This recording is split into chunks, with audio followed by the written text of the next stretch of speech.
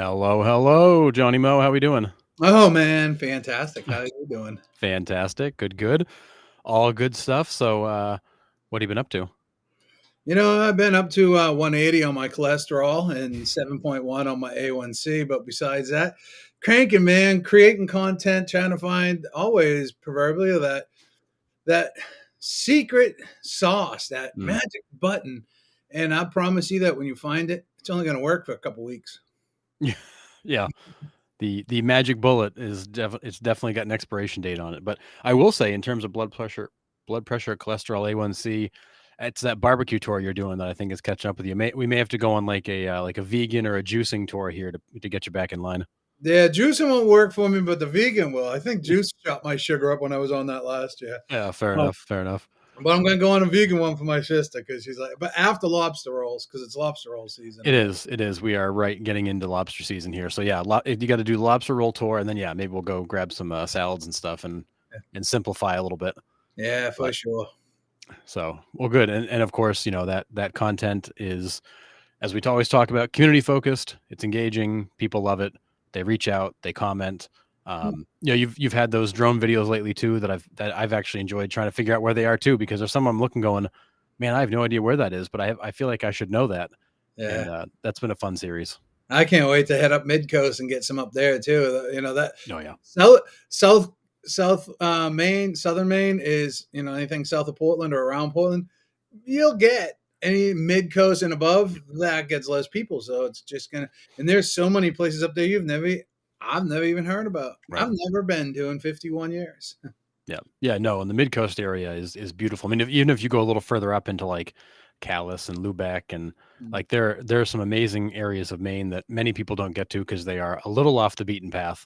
But they are coastal, they are beautiful, and we get spoiled with that. So And you know what they do? They create engagement, right? yep. That's the only reason I do it. Takes 5 minutes with the drone, zip zip. When I'm coming home, whatever. Um, I get out there and I just grab this content. It's the same thing like making the food videos Yep. or the tour videos or anything like that. I want a reason for the people to be able to comment. Yep. Because there's so much. If you comment on a real estate post or something else like that, just sold another one. The people who are commenting are are your friends, your family, right? Yeah. Oh, congratulations. So it's vanity metrics, right? It's Yep. vanity is all it is. But when you can start to get people to comment and engage and have conversations, I have 5 or 6 conversations a week about people that are relocating here, moving here, thinking about selling. So I don't know. I like having those conversations because I'm really not in everybody's different. I'm not in the game to meet any new friends. I don't want any new friends, right? But I want to have conversations with people because I know it's vitally important. And so when somebody wants to have a conversation with me about what I'm interested in or what I'm selling, I want to have that conversation too. But how do you have that conversation is you got to bring something of value. That's it. You just Yep. got to bring something of value. What is that? It's for you to determine. Yeah, no, that's the perfect segue into our primary topic this week, which is, how do you keep the consumer engaging with you? And I must have answered this question 20 times in the last few days, for people asking about, follow up sequences and how often do I follow up? How often should I reach out to this person? And if they're 6 months out or a year out, or they're here or they're there, or they're doing this, and as I tell people all the time, it doesn't necessarily matter. Like, you think about follow up, and we all get it too. Nobody likes to be followed up with. Nobody likes to, hey, just following up. Hey, just checking in. Hey, wanted to see where you were. Because what you're looking for, back to what you always called, is, you're looking for when that exchange can happen. When can these phone calls turn into something? And those, auto plans and drip campaigns, yes, they serve a purpose. Like, they don't let somebody forget about you, but they also don't make you memorable either, because they're getting those from 5 or 6 other people. And you know, the bad news is people know you're not writing those because they don't sound like you. They're not personalized in the way they're delivered. They're just static canned messages that go out to everybody that make sure that you don't completely fall off the radar. And what I keep telling people is that, we need to stop getting the idea of following up out of our mind. Don't follow up with people. Don't think of it that way. Think of this as an opportunity to have an interaction with somebody where you provide them with something. Stop asking when they want to do something and start kind of sharing with them what's going on. And And the things that I like to do, I'm a big believer in monthly newsletters where you share community updates and news and market info, maybe a local business feature on, the new coffee shop or the new this, the new dog park. Mhm. Give some market updates, show the stats, but also give an explanation what that means. Because to us in the business, like, stats make a lot of sense, but to those on the outside, they hear that sales are down. They go, "Oh my goodness, the market's in bad shape." No, sales are down because inventory is down. Let me explain to you what that means. Yeah. Take that opportunity to educate. Another good one is, case studies or stories of how you're helping your clients in this market.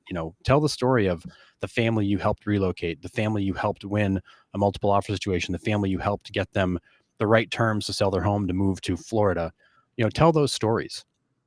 And then more importantly, get on a consistent basis of spotlighting local businesses, talking to the owners of local businesses, sharing community events, like continue to be that center of the community, the digital mayor, as Gary Vee calls it, because every one of these interactions is an opportunity to add value and make your interaction memorable. Don't let that go to an automated "Are you ready?" message. Rather, use that as a chance to show the fact that you're competent, you're an expert, and you're connected. And that's what's going to keep people engaged and draw them in to use you when the time comes. Yeah, and I just want to say a side caveat there. You said all the warm and fuzzy stuff. Tell the happy stories. Johnny Moe being a master troll, I'm pretty good at getting engagement. And what I would say is tell the bad stories too, right? Yeah. You want to tell the horror stories about, oh my God, look at these termites. You know what I mean? Yep. Oh my God, what would you do? Right? Hey, Yep. do you think this foundation's safe? So there's 100 different ways, and it all comes down to this one word I'm about to use, which it's great. You know what I love about these is we don't like script these. And so we get to talk about our experiences and things that we've learned along the way. But what I'm going to say, right, is it comes down it comes down to this one word: authenticity. Mhm. Authentic, however you want to say it. And the drip emails and those kind of things, there's different times that they're valid. But by God, all mercy, please don't send them to your sphere of influence thinking that counts as a contact. That's not a contact. Don't fool Mhm. yourself. Just get out of that habit of saying that's a contact, right? Um, are they reading it? Right? Look at if they're reading it, are they clicking it? Right? If you only have Right. a 5% click rate, that's not bad, right? But don't mistake yourself that there's a whole bunch of people not clicking it, Right. right? So don't get caught in the inauthentic automation, and AI is only going to make it a lot easier for you. Even in this day and age, Harrison, the blogs that I write for going out for the company, they have some AI in them. I'm taking blogs that I wrote a year, 2 years, 4 years ago, modernizing them, running some AI through them, but I'm coming out with a much deeper piece that's structured properly with neurolinguistics and everything else. So, and photos and pictures and headlines. So when you read it, it feels authentic, Yep. right? You know that I might misspell words intentionally, so it feels authentic, right? Yep. I do that. Um, And honestly, people don't mind. I think everybody's so afraid of pushing send on something that's not absolutely perfect, but in reality, we're not perfect creatures. And sometimes the consumer sees your spelling mistakes and goes, "Oh, like they are human. Like that's okay. Like you misspelled that word, you misused that word." I mean, I've been guilty many times of basically, using a word or making up a word in a way that wasn't supposed to be used, but that's how I talk. So when you meet me in person, you're going to hear me talk in a way that matches how I write, and then everything jives. But people can tell when it's not you. It's same thing as you talk about Johnny Moe. People, using Chat GPT and copying and pasting it. People read that and they know it's not you, because then they meet you and go, "Those don't match. Like you don't use the same words, you don't talk in the same manner." Most of us write the way we talk. uh, Chat GPT writes and basically in whatever way you tell it to, but that's not necessarily you, and people can see and feel that disconnect. yeah, they sure can. And listen, man, with the amount of tools now, it's turning into an AI show. With the amount of tools that are out there, you can have your video talk, record yourself Mhm. talking. If you don't like to type, right? Listen, this technology has been around since like 1997, right? Right. With the talk to text and stuff like Yep. that. But here's the deal: record yourself and then run that through a transcription service AI. Everybody throws the term AI around. Nothing more than fancy programming. Anyway, right? Using current Yeah. quantum concepts. And so, anyways, record yourself doing a video of what you want to say, transcribe it, take pieces out. Boom, there you got a blog. Yep. Right there, you got a blog. Yeah. And you just clean it up and tailor it and put quotations and do all these other things. But now you are able to take what you were wanting to write, you're able to put it into words and such like that, and then take pieces from the video and include that in the blog too. Yep. Yeah, exactly. Now it's you. Cut the best clips out and use those, and then use everything else as a blog. And I actually, back in college and through my master's program, I used a lot of talk to text as the way I wrote research papers or term papers. Like I would have all my notes in front of me, and I would turn on. At the time, I had one of those little handheld recorder things, and then eventually became a phone or even headphones into a computer, because I had like the Dragon dictation software that I would use. And I'd be going through my notes and my outline, and I would just kind of talk the research paper. It would then transcribe it for me. I would then drop it into a Word document, clean it up, pretty it up. But I didn't like the process of writing. I like the process of actually like finishing it. So for me, I would just record the audio, have it transcribed, drop it into a Word doc, clean it up. But that would do like 80% of the work for me verbally. And then I could just put the finishing touches on it and call it good, because that for me was better. Now, in this world where you can catch video on the fly on your cell phone, there's no reason not to do it via video. You can still just record it. I mean, on my Android phone, I can record and it'll transcribe for me right on the phone. And then I can just copy paste that into a Google Doc and open up my computer and mess around with it. But the technology is there where literally you can be driving down the street dictating a blog on the way to an appointment or the way to the grocery store, and spit out a great finished product just shortly thereafter that can get distributed out to everybody. Your database, your sphere of influence, your current clients, past clients, anybody that you're trying to engage, sharing whatever's going on, giving the behind the scenes. And it doesn't require you to do that much work. It just requires you to set aside the time to actually go through the process. Yeah, it sure does. Leverage. I was mentored 2015 and 16 by this dude, Fred Newcomb. Fred was brilliant Wall Street type. Was a CFO of the second largest fund company out there. Do your research, you'll figure it out. He introduced me to Kevin Harrington when we were at an investor camp in Connecticut. Kevin Harrington told me, I had like a half hour with Kevin Harrington after we watched his warm up presentation to make sure that he was doing it right. It was just me and Fred. And I got to give him advice, and he's like, "Oh, I like that. I want to take." Right, so it was kind of a cool, unique experience. Yeah, that's cool. I don't think many people get to experience, but I did, and it was pretty cool. But Kevin Harrington said to me, I don't remember what else we talked about because I took his advice. He said, I want you to walk away with this one thing and never forget it. Master leverage, and you win the game. Mm-hmm. And he went on to say, he went to back that up. And, I'm going to paraphrase from this point. And he said, I used to have, 300, he said a number, 287 employees or something, right? Call it 300. And, in this world, in this day and age now, I can get a better product faster and in the long run cheaper. And I don't have all this. I hate to use the term that I'm about to use, but when you have employees, it is overhead, Yep. right? But all this overhead of carrying, because it's not about the employee, it's about all the taxes that come with it and the liabilities that come with it and the management of it. But he says, in this world now, I can get the same thing, exactly what I want, quicker, yep, and for less money. And if I don't like the product, I just go to a different vendor, where I would have had to fire an employee before and go through severance and all these other things, right? Yep.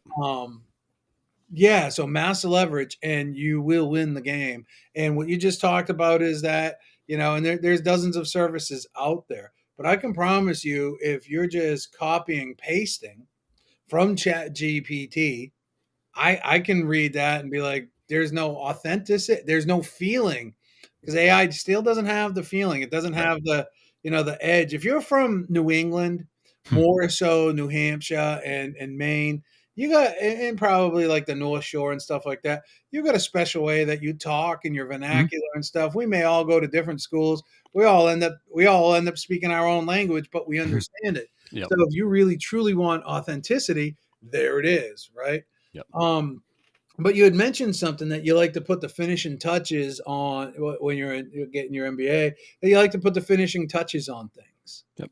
And so I think the majority of people will become complacent with AI and these other technologies where they're gonna good enough, Yeah. right? Yeah. That's Yeah. gonna be good enough is going to be the death of any business because Yep. do you put and it comes up to $1 million question that I always ask, do you put out nonstop content or do you put out good quality content, less good quality content that people will engage with? Have you heard of Sam Parker? He has this concept called 212 degrees.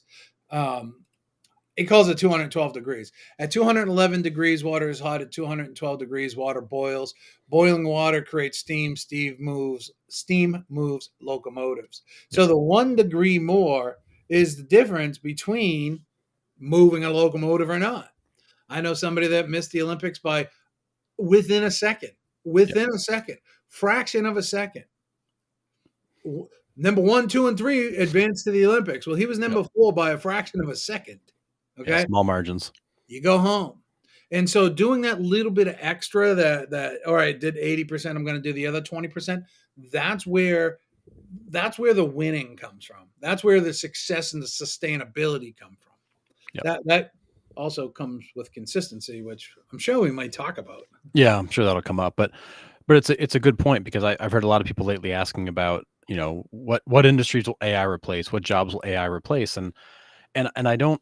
I mean, I'm not going to try to make a prediction here, but I don't think AI replaces a lot of jobs. What I think it does is I think it replaces a lot of the work some people do, but you still need that human element. You still need that human touch. You still need that review, that finishing off, that completion aspect that AI doesn't have. AI doesn't know the vision. AI doesn't know the intent. AI doesn't understand the audience. AI only understands what you tell it. And what that means is you're still going to need a human to tell AI exactly what to do.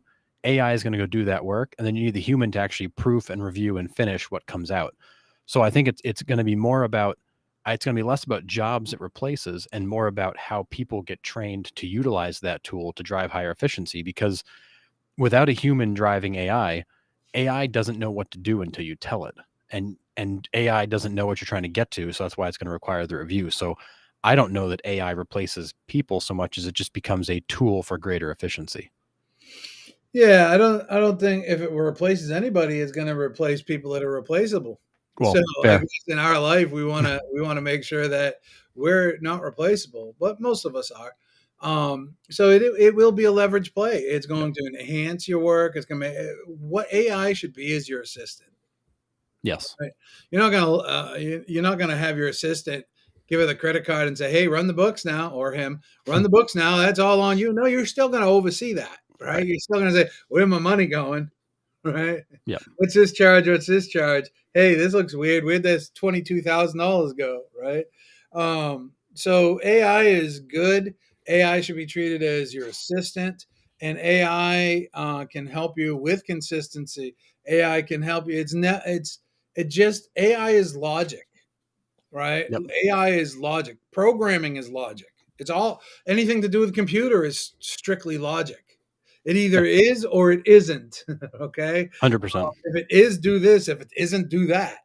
Um, so when you understand that it's logic, what you get out of it is what you put into it. Yep. That's it. So if you really want to get into some advanced commands and stuff, they better logically flow, right? Yep. It's like mathematics. The sum better come out to that zero or to that number that you're trying to get to. It better make sense. Right. Otherwise, the whole equation's messed up. Yeah. It's the garbage in, garbage out rule. If you don't prompt it the right way, you're not going to get the right result. So there's definitely a human element there. There's going to be one there for a long time. And I look at it, we write blogs and we use AI to help with that. But AI is there to help with that. You give it the very specific prompt of exactly what you want. It creates it for you, and then you go through and review it. And it requires a round or two of edits and revisions, and then finally it sounds and feels good. And then you make sure that it'll actually rank in the SEO algorithm and equation. So like there's still steps to the process. It's not like you just say, "Tell me about this," copy paste done, because it'll sound foolish. But there are definitely uses for it. There's definitely ways you can use it to enable content and engagement. You can help it with your newsletter. You can help it with your email campaigns. You can help it with your um, really whatever. You can help with listing descriptions. On and on and on. Anything you write, but it doesn't replace. This is as you said, it's delegation. It's not abdication. You're not just giving it up and letting AI do it for you. You're using AI as a leverage play, because leverage comes in a variety of forms. Leverage comes from systems. It comes from process. It comes from people. It comes from technology. There are various points of leverage in a business, and AI itself does not do all of it. No, AI itself doesn't do all of it. AI can't think for you, right? AI can't have emotions for you. You can try to put a witty spin on it or use Joe Rogan tone or something else like that. Yeah, But at the end of the day, you still need that authenticity. yeah. Um, you People still really want it. People still want to believe it's you on the other end. They don't want to believe it's a robot talking to them. They want to believe it's you. And chatbots and all that, they serve a purpose. But ultimately, when you think about the use of AI, AI is consistently a way to get people to you, do. a way to get people through to you. It's not the be all end all. It's not like the chatbot's not getting anybody to say, yeah, I want to buy or sell real estate. The chatbot is getting to a point where they're pre-qualified enough to then talk to you so you can go through that process. But again, it's not you're not giving away the process, you're not giving away control to AI. You're using it as a leverage play to help you do more, and help you potentially do less of the things that maybe aren't your best use of your time or aren't the best use of your skill set. Yeah, let me just say this about AI, right? It's such a vast thing.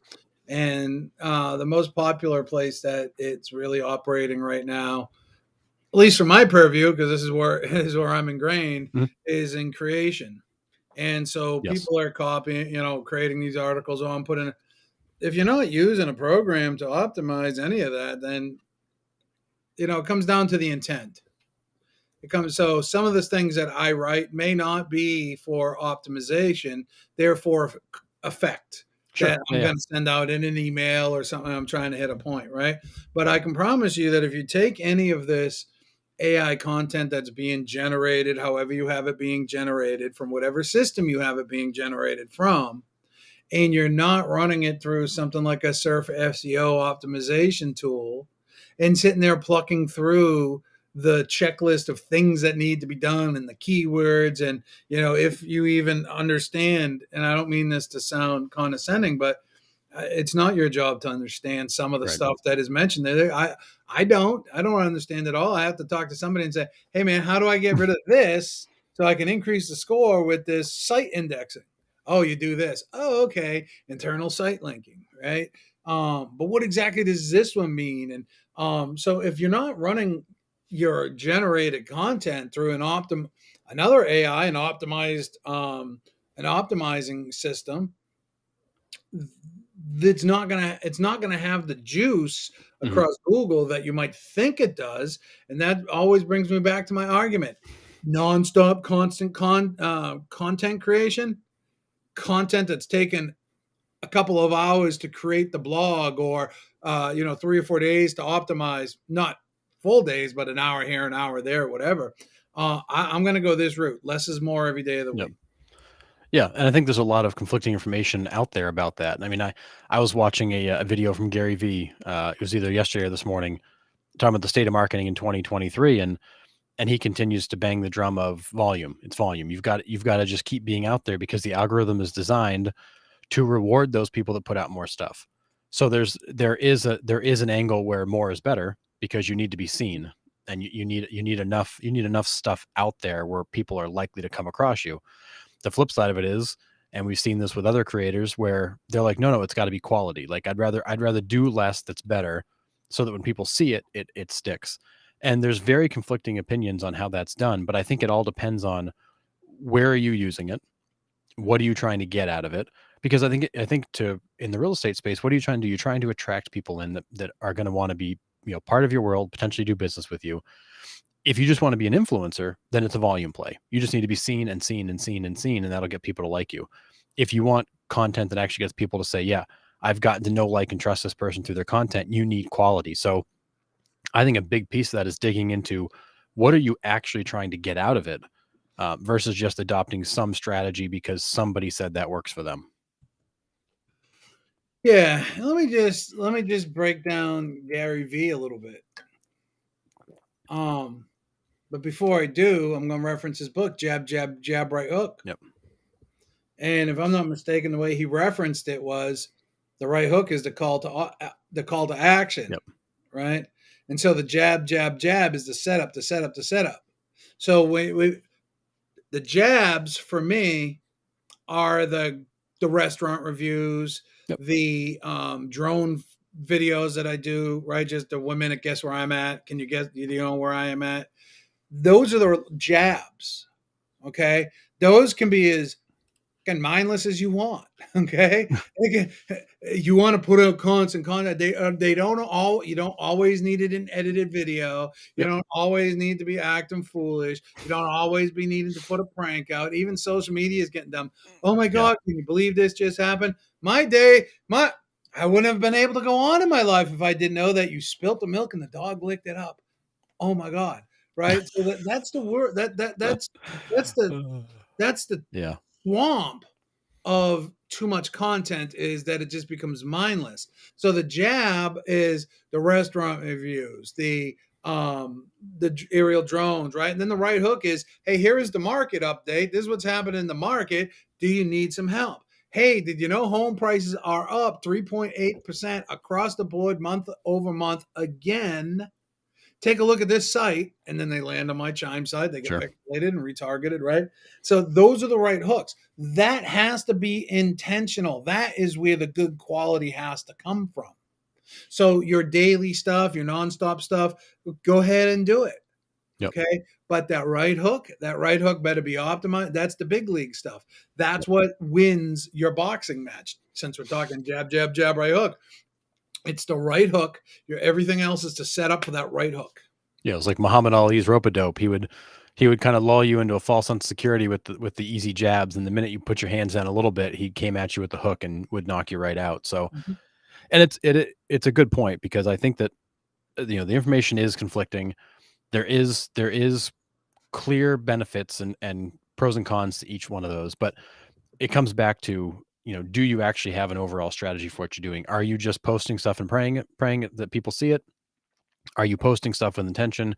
Are you posting stuff with an intention to drive people somewhere else so they can engage with more stuff or see more stuff, or opt in, or what are you trying to do? Because I think in a lot of cases I follow a lot of people around this industry, and a lot of people are just putting stuff out there, and it's like, great, cool, a video, and it gets some likes and people watch it, but it doesn't lead to anything. It doesn't lead people anywhere. It doesn't help advance the cause. It just kind of goes out there, and you're praying that somebody sees it and raises their hand. But it really comes down to having that true video, digital, social strategy. And I'll be honest, most of us would benefit from having somebody guide us there, because I don't understand it all, and I don't want to understand it all. That's not my superpower. My superpower is not video, digital, and social. So I go find the people that understand it to help make sure that I actually maximize what I'm doing, because I don't want to just create stuff to create stuff. Creating stuff for the sake of creating stuff is silly. Like, there's a better use of my time if it leads nowhere. But creating stuff with a purpose and a strategy and a direction of where this is going to lead, that's what generates results. And that's why I go back to what we were talking about before. Don't follow up people. Have a clear plan and strategy of how you're going to walk them through this funnel, how you're going to walk them into your world, develop that relationship where they know, like, and trust you from the stuff that they see, so that when the time comes, there's no doubt in their mind that you're their person. You were the one that educated them. You were the one that showed them what was going on. You gave them the behind the scenes. They feel like they know what's going on. And that was all because you were deliberate and intentional in what you created to kind of help walk them through that process and walk them into your world. Yeah, man. The power of the parasocial Yep. relationship. That's what building your own authority. And this is the part that drives me nuts. Since we're talking about Gary Vee, 2016, he said you need to consider yourself your own media company. He said it. Y'all have websites, but I very seldom do I see anybody doing it. Yep. So, a lot of people want to pick on everybody right now. I say the quiet parts out loud, and it gets a little, you know what I mean? Yeah. But everybody talks like they want to. How Yep. many people are willing to? Right? Because Mhm. everybody's guilty of it. You go to a seminar, you come back with all these notes, you're all jazzed up. and you don't implement it. I told you just recently, I think it was you I told, that the fortune's made in the implementation. It's not made in the idea. I mean, if you got paid for your idea, the wealthiest place in the world is the graveyard, right? Because a Yep. lot of people that took these ideas to the graveyard with them, right? That had these great ideas. It's the implementation of the idea. It's the implementation of the product. It's the implementation. So it doesn't matter really what you want to do. It really doesn't matter what seminar you go to or what book you read or what Tony Robbins you listen to today. You get all jazzed up. It doesn't matter whether it's quitting smoking. It doesn't matter whether it's substance abuse, alcohol, or any of those things. It doesn't matter whether it's a toxic relationship Yep. or a relationship with yourself and self-doubt. If you don't enact a plan, if you don't implement the change, nothing will. Right. Right. So it's the same thing with the digital strategy and plan. And it doesn't have to be so complicated where you're pulling your hair out of your head. I Mm. roll around calm as a cucumber because I know on Monday I'm writing my blog. I know on Tuesday that it's going to be, I usually write it over the weekend. I know on Tuesday it's going to be proofread. I know Wednesday it's going out. Right. Right. So I know that. And I have to record my video on this day. So I know that, okay, I need to do this piece, and this piece on Monday. Yep. Now I block that time out. I need 2 hours to do this work. Yep. Right. So when you know exactly what you want to do, but the problem is we often two problems, but I think they go to the same place. The reason the exchange exists is because the safety net doesn't. Mm. And so if you don't sell something this month, you don't pay your mortgage, Yep. or you're tapping into your personal your savings or something, Right. right? There's a whole nother show where we can talk about this, right? You give yourself a salary and Yep. all these other things. But I think too many people are looking for the exchange that all they know how to do is wake up. I said this about 6 times in the past week, maybe 2 weeks, 3 weeks. Producers know how to produce. Mhm. That's it. They know how to produce. That's it. Yes. They're going to produce. Yep. They're not going to do all these other things. They're going to produce. That is what Right. they do, right? So it's the resistance that we're up against every day. But when we show people, hey, it's as simple as doing this, and look how good you look on TV, and look, you got 300 people to your site organically. You start to get excited about that. Right. Exactly. Exactly. And really what it becomes, and I think a lot of people think of video sometimes is it's just one more thing to do, and it takes me away from doing other things that you know lead to the exchange and I view as more important. But ultimately, what it allows you to do is really that video creation, that blog creation, that newsletter creation, all that time it is lead generation time. And in many cases, that stuff can live for a long time and can generate leads and inquiries and opt-ins for years after it's created. So the couple hours you invest in that blog now lives forever online. And somebody searching for the topic that blog might have addressed, if it's done right and it's optimized, they're going to find it. And so that piece of content you created one time could in theory be bringing you traffic and eyes for years because it's out there forever. Well, you bore witness to that 2 weeks ago. Right. Exactly. Yeah. I mean, a video I created a year ago, and some networking stuff I did led to led to a phone call from somebody who was ready to do something. And it was funny because honestly, like I forgot I had done it because it was about a year ago. But it's been out there forever, and I distributed it out and kind of tagged some people and shared it and got more eyes on it, and it led to something a year later. But did I get anything from it in the moment? No, I got some activity and some conversations, but it didn't lead to anything at the time, but it led to something down the road, and it could lead to more things down the road. I mean, who knows where it goes? What's your ROI? Yeah. Well, and the beauty of it is and we've seen it with some of these bigger real estate teams and creators. They built their whole business around this. Did they build it on day one? No. But they're now generating business years later consistently from really it becomes a body of work. It becomes, all the bricks they've laid, all the seeds they've planted the last several years to the Mhm. point now where like that drives their whole business. And it's no different than building a database than working by referral only. It's the same. It's building a video library and a data library that people keep coming back to, and it serves the same purpose. not only that people keep coming back to, that you can reference. You're Right. online and somebody's asking a question about, oh, blah, blah, blah, blah, blah, Maine investment, blah, blah, blah, blah, blah. Oh, here's an article. Here's a video I made on investment properties in Old Orchard, or on Yeah. investment properties in Maine. They just happen to be interested in Old Orchard, I think.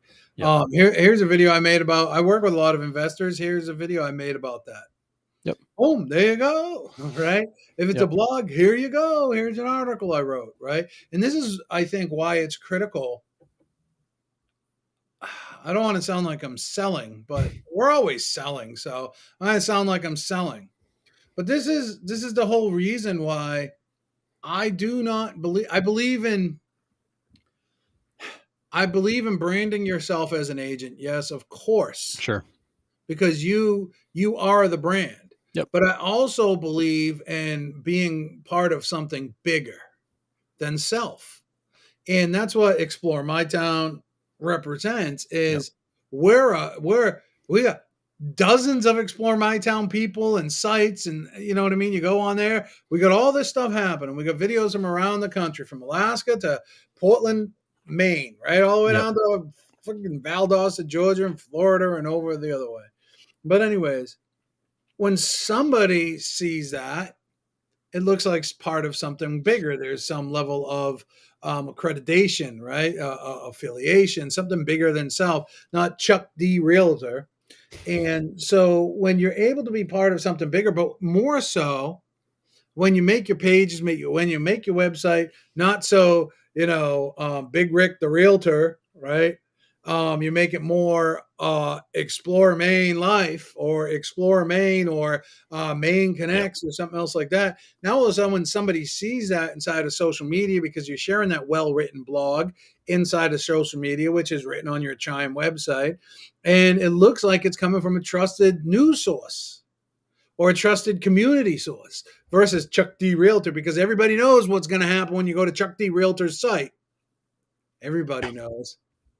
And then so now all of a sudden they go to that website and it's like, oh, I'm in a real estate site, but it doesn't feel like real estate. But this person really, look at this. They got this, they got that, they got all this information about the community, they these different restaurants and businesses and the charities they give it working with and stuff like that. You've positioned yourself in such a higher light than anybody else.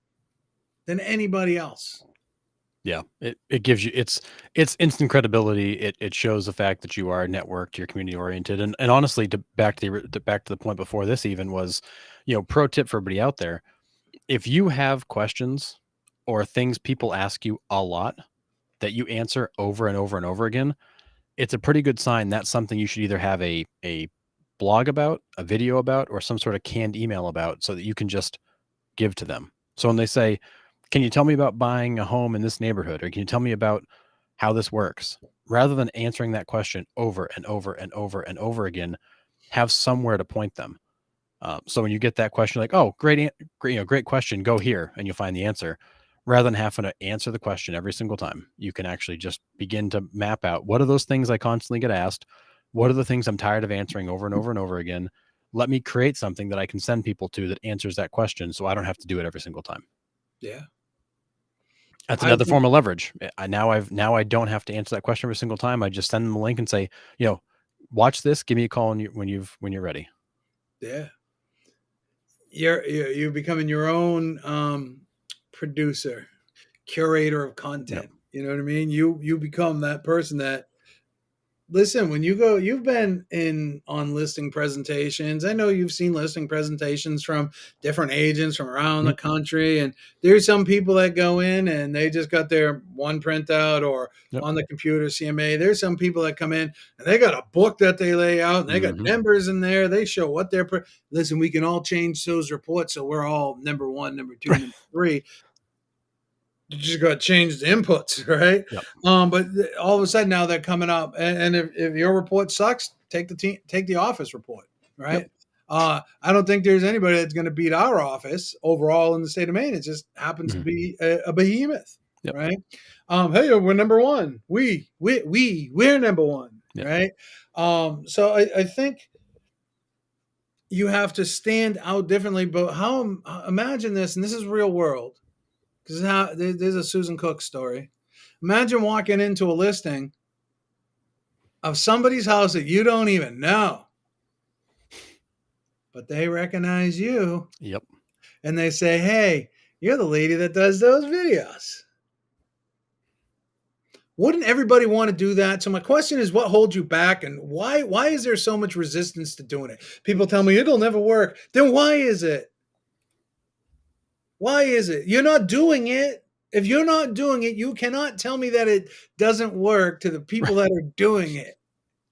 Agreed. I laugh about it. I don't even have time for that anymore, right? But it works. Wouldn't you want to be that person? You know why I think some people don't do it? Knowledge, fear of time. KFT. If it's knowledge, we can help you get educated in it. And listen, you know who taught me?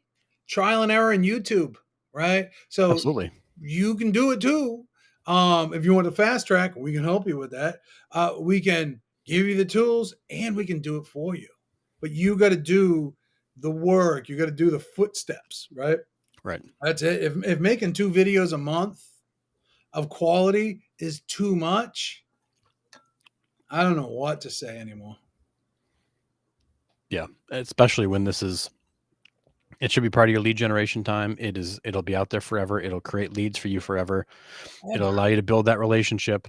I mean, I had it happen to me the other day. I went to grab coffee somewhere and somebody recognized me for something I'd put out. Thought that was cool. Got to meet him. That networking event we went to with Brian Brown down in Massachusetts, I had a few people walk up to me saying, hey, it's great to finally meet you. And I'm like, you too. Do I know you? But they'd seen me on the advertising or marketing for the event, and they'd seen some stuff that I put out. So that the ability to build that relationship via video before you've actually met the person, it makes that hurdle of meeting them so much lower, because now in many cases they're coming up to you like they know you, like your old friends, because they've been following along with you for so long that it just feels natural to walk up and say hi. Like you've built that relationship that you didn't even know you built. Here's the thing too, they're looking at you. I heard something this morning that said either jealousy or envy, which are very similar of one another, but let's just use envy. Envy flows up, it doesn't flow down. You're Correct. not going to find somebody that's on the level you want to be being envious of you, Not usually, no. right? But you're going to be envious of them, saying, Yep. or jealous, that's where I want to be. So Yep. if somebody's talking schmack, it's coming from beneath you because nobody above you is talking smack. Exactly. Unless you're the Macho Man Randy Savage. Oh yeah. But anyways. And for him, it's more snap because he's got that Slim Jim in his mouth. Right. But anyways, just put yourself out there, because I can tell you, as somebody that has been a moderator of some of the largest groups out there, admins, some of the largest groups out there, and spoken in front of a bunch of people and onboarding large associations for several years, and all these other cool things that I got to do, that sometimes when I meet these voyeurs, right, the people that are the lurkers, because we talked a couple of weeks ago about the 1-9-90 rule. 1% of people create, 9% of people engage, 90% of people lurk. But when the 90%, when those lurkers or even the engagers, any of the 99% approach you, they're looking at you with these almost rose-colored glasses in a way about, well, I'm finally getting to meet you. You're out there doing all this stuff. I watch you. And it's not that they're looking at you, like, oh my God, you're a celebrity or anything, but they're putting a name to a face because you have the confidence to put yourself out there to share whatever message it is that you're trying to share for the reasons and passions that you're trying to achieve. Yep. And when somebody gets to meet you, it's like they already know you, right? When I meet some people, especially when they're from like the West Coast, something they're like, hey man, say park the car. I'm like, no, I'm not saying Yeah. park. You know what I mean? Just not doing it. Come on. You know what I mean? Get a couple of drinks in everybody, and it's a hoot though. Yeah. Right. So they're already getting the likeness of who you are. Deliver that likeness. You live, Harrison, we live in the most interesting times where you can be, do, have anything you want. Mm-hmm. And I will often say this: if you want to be an expert, say you're an expert. Mm-hmm. And then make all the assets around you being the expert. because Canva is $12 a month. Right. It's And free, the but if you have templates are Pro built Tools, for you. right? Or have somebody do it for you. Create a course. You know what? You can do it on Teachable for free. And if you want to charge people and all these other things, right? You can do, be, have, be, do, have, be, Yep. do, have, Yep. be, do, have anything you want. Yep. What is it though? Yeah, exactly. Yeah. And we're in a world where, I ran into somebody who runs a very large team in New England. And they're spending $18,000 a month on Zillow leads. That's how they keep their team busy. Is they buy Zillow leads like crazy. And I said, well, what have you done for your branding?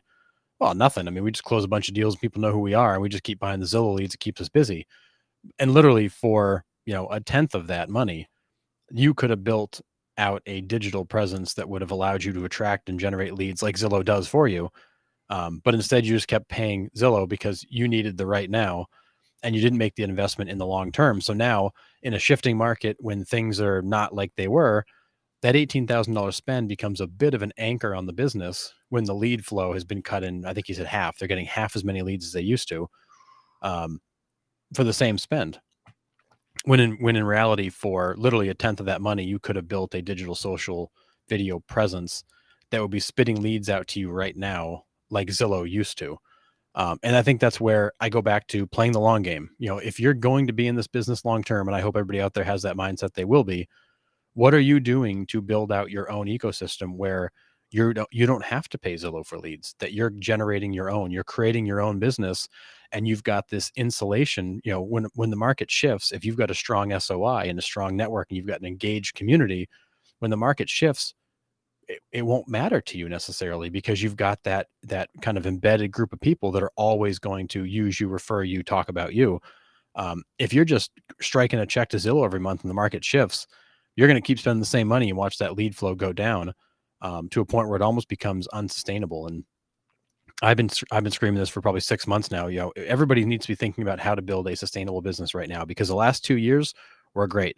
They weren't real though. They were great. That was a blip on the historical radar. That is not something we will likely ever see again. And if we didn't take some of the money from that rainy day, or from that sunny day, and put it towards the rainy days we're in now, and that might be coming, to build out that brand, to build out your presence, and take control of your lead generation and your brand, then you will forever be beholden to these third parties who will constantly change the rules on you, because the one with the leads makes the rules. Yeah, the old saying, right, was the one with the gold makes the rules, Right. but in real estate, the one with the leads makes the rules. And the Exactly. thing about leads is that fucking name is in 15 databases. So, right. Well, So, it is, and everybody complains the leads are junk, and in some cases, yeah, the leads aren't good. In some cases, the conversion's not good. In some cases, they've already gotten 10 phone calls by the time you got it. So yeah, the lead's already spoken for. It's just it I know a lot of really big teams and brokerages that run their business almost entirely on buying leads, which to me is the formula to always be beholden to somebody else and never actually be in control of your own business. yeah. I mean, NAR says 67 to 74% of your business comes from referrals, past clients, repeat business, people that you know, those types of things, right? Yeah. So, and like 7% is online. Y'all can fight over the 7%, right? That's all I'm going to say. I ain't even going to get into that fight. No, it's an Not like expensive fight. that, right? That's why I'm not a lead generating company. I don't say we are in a brand domination. So here's the thing. I haven't worked with Zillow in years.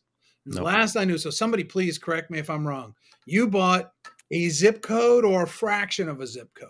Mhm. Realistically, you buy X. Now you buy X amount of leads is what they're predicting out of a zip code or out of your fraction. Is that accurate still? As far as I understand, yes. So let's take Portland, Maine. Portland, Maine, with a metropolis of 800,000 people. The majority of Maine populations lives in this hour of Portland, Maine. Yep. Fair to say? Yep. So within that, you have Kittery. Let's just go up the line. You got Kittery, York, you got Kennebunk, you have Arundel, you have Scarborough, you have Biddeford, Saco. Dunkley, you have Cape Elizabeth. This is all south. You got Berwick, right? In there, you can also put Wyndham and all these other towns. You're Yep. buying a zip code. You're Yep. buying a fraction of Portland, or I mean, 18 grand. That would be all. I would think all of southern Maine, right? That's a lot of cake. Yeah, for that spend, they're only getting two markets in the mid coast. That's it. So think about this. Think about this. If you had your own ecosystem that you controlled with video, digital, and social, and this includes, and I want to say this, you said for 1/10 you could build this. You could. And if you really wanted to freaking dominate, like you just bought all the zip codes in all of those Yep. areas, 3/10, Yeah. right? 3/10 and get the mega SEO package. And all of a sudden you're going to see your traffic skyrocket. And when people go to Google, you know who they're going to see only? They're going Yep. to see you. Yep. If you're not investing money into Google, if you're not investing, and Google is everything, video, digital, and social, all about Google, right? Google picks all this stuff up. Yep. So if you're not placating to Google and you're placating to buying leads off of Zillow, at some point a paradigm shift will happen. At some point, those will slow down, right? At some point, Zillow, which they're very famous for, will restructure how they're doing leads. And now all of a sudden, wait, I'm paying the same, but I'm getting half. Yep. Because that happens all does. the time. It does. They change the rules. They change the breakdown of the market. They change the expectations. We've even seen people say that they've been pulled out of lead rotation from Realtor.com or OpCity or Zillow because they didn't hit certain conversion requirements, which you can't even control in some cases. Because if you're getting bad leads, you can't control what your conversion rate is on those. So you're beholden to somebody else's game, somebody else's rules, Yeah, sounds horrible. and you're handing over the most critical component of your business to somebody else who, in the end, doesn't care about you. They care about making money, and if somebody else is going to pay them more for the same information, you're gone. You're out. Game over.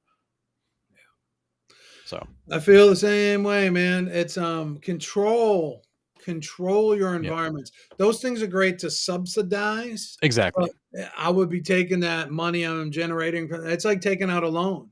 I remember you just said something on something one time, and I said this to my son the other day.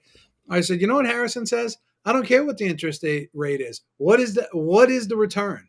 Right. That's what matters. You could, and it's just like borrowing money. I told my son, listen, if you borrowed $5,000 at 10% interest and you use that $5,000 to go make $60,000 a year because you bought equipment with it, that was a good use of your $5,000.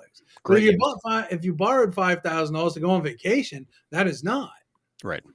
Right. So what are you willing to invest into yourself? What are you willing to invest into the future you? Because again, real estate agents, I'm not saying this to pick on you. I've been one for 20 years, 3 states. Hey, okay. All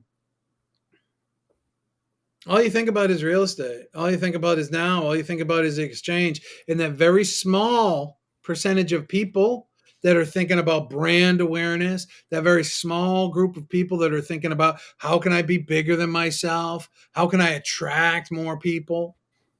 How can I build a network of high value? Yep. Those people. Y'all going to BNI in Manchester, there's 6 chapters. I don't want to share. Yeah. I want to dominate. Yep.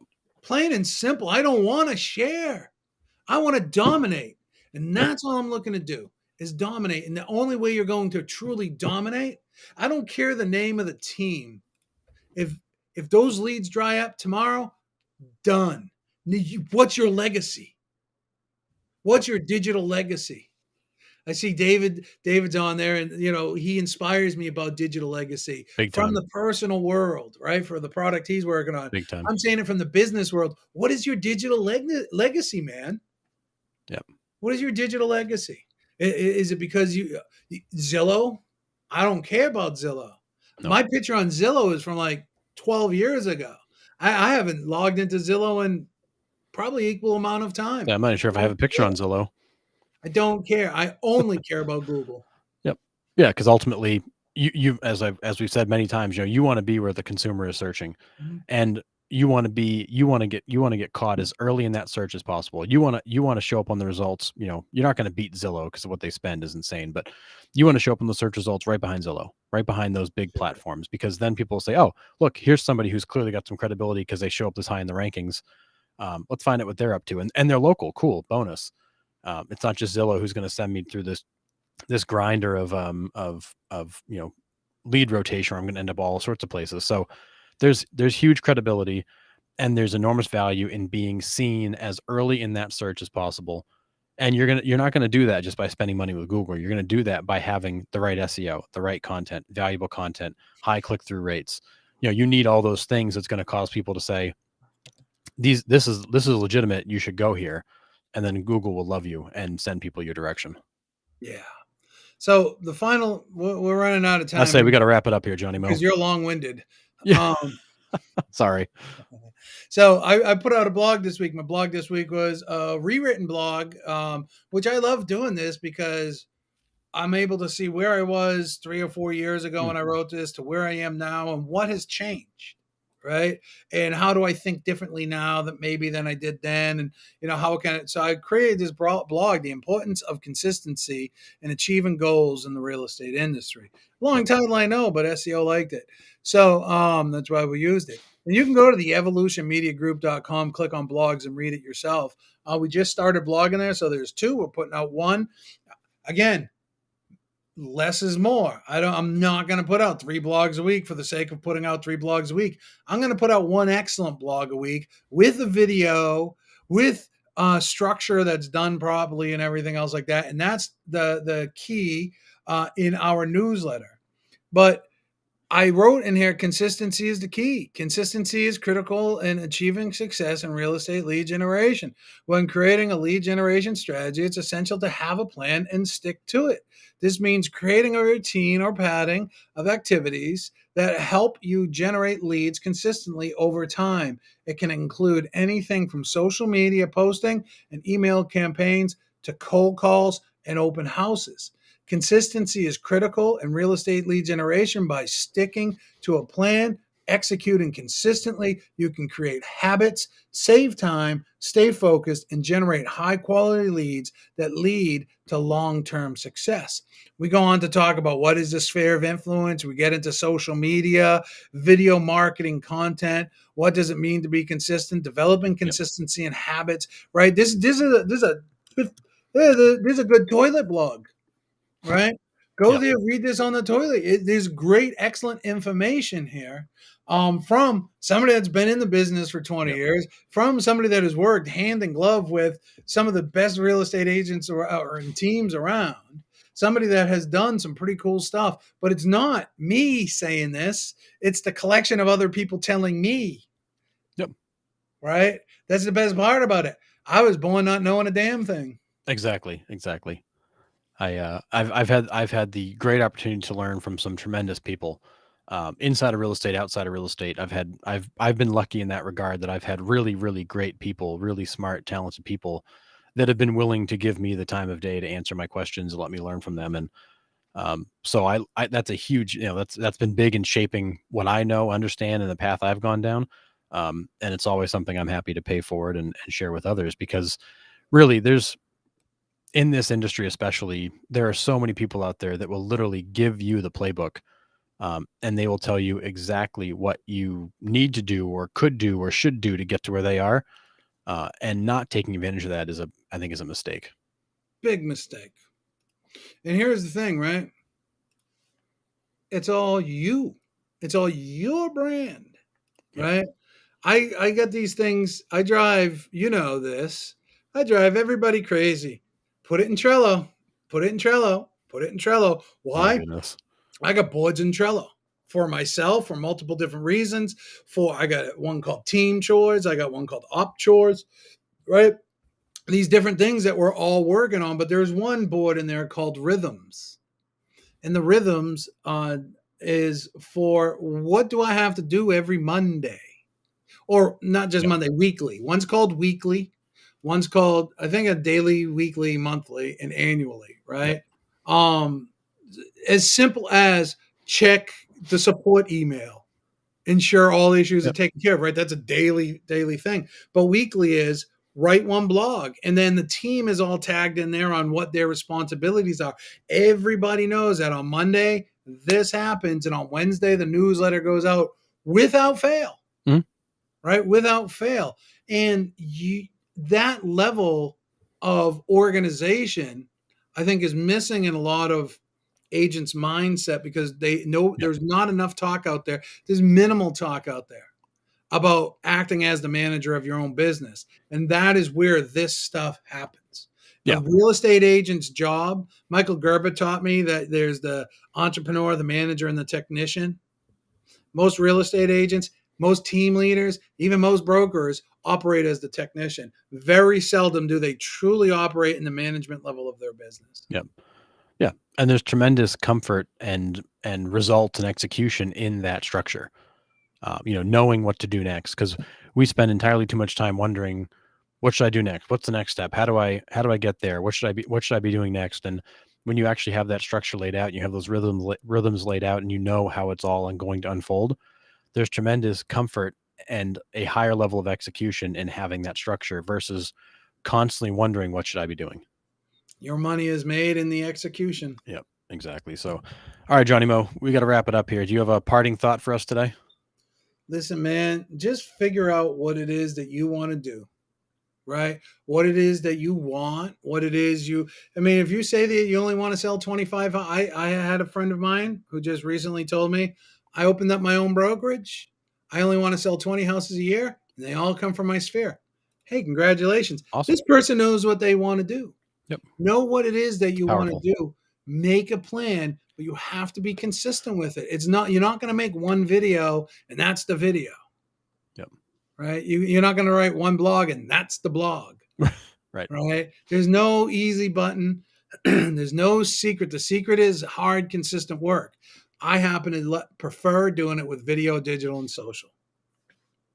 Yep. Be consistent. 100%. That's the message. Know what you want. Be consistent. Yep. And I would say for those people out there that are agents, lenders, title officers, business owners, take a look at your business and figure out, when you look at your marketing and lead generation spend, that's time and money. When you look at what you're putting into lead generation and marketing, how much of that is you giving to a third party to do for you? And how much of that is you actually investing in your brand and your own presence so that you can take control of that lead generation funnel, so that you don't have to worry about the third parties, so that you are independent. Take a look at that. And if you're not spending a portion of that in something that you ultimately own and control, then I would highly encourage you to find out how much of what you're doing right now you could carve out and then dedicate those resources to actually building something that you own and control. Because if you are beholden to third parties, you are always one change away from potentially getting put out of business. Yeah, you truly are. Just as Blockbuster, somebody shared something the other day in the main on one of the main pages. Yep. About, they do a lot of like way back photos. Oh yeah. And they I don't even know where they were with this one. Maybe Bangor, but there was a Zayres there. I'm like, I remember Zayres and Caldor and Bradley's, right? Even JC Sears. Where the hell is Sears? Yeah, gone. Right? Filene's. Where are all these stores? They're gone. Yep. Big mega stores. So don't think you, Chuck B. Agent, couldn't be one of them. Yep. Because we're all one change away from disaster. Yep.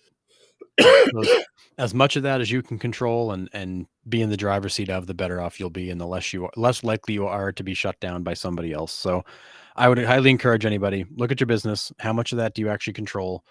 And find a way to make it so that at least the majority of what you've got, you are under control of. Yeah.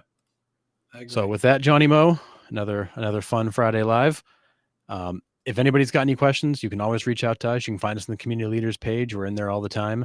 You can reach out directly to us. Always happy to chat. But until next time, happy Friday and have a great weekend.